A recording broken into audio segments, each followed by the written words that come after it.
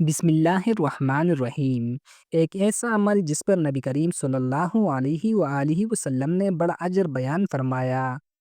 حضرت عثمان بن عفان رضی اللہ عنہ روایت کرتے ہیں کہ رسول اللہ صلی اللہ علیہ وآلہ وسلم نے فرمایا، جو شخص اچھی طرح وضو کرتا ہے، اس کے گناہ اس کے جسم سے یہاں تک کہ ناخنوں کے نیچے سے بھی نکل جاتے ہیں۔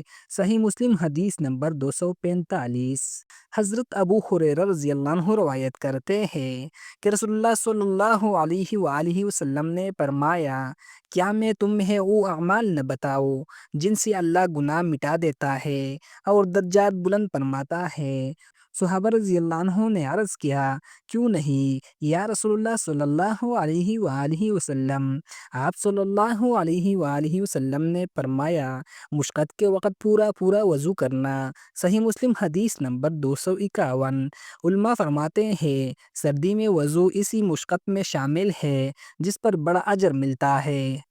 قرآن پاک میں ارشاد باری تعالیٰ ہے، اے ایمان والو، جب نماز کے لیے کھڑے ہو تو اپنے چہرے دو۔ سورۃ المائدہ آیات نمبر 6۔ سردی میں وضو نفس پر باری ضرور ہے، لیکن یہی مشقت اللہ کے ہاں بلند درجات کا سبب بنتی ہے۔ آج سردی میں وضو کرتے وقت یہ نیت کر لے کہ میں یہ عمل اللہ کی رضا کے لیے کر رہا ہوں۔ ویڈیو کو شیئر کریں تاکہ یاد دہانی کسی اور کے لیے بھی اجر کا سبب بن جائے۔ کمنٹس میں دعا لکھ کے یا اللہ ہمیں وضو اور نماز کی پابندی عطا فرما، آمین ثم آمین۔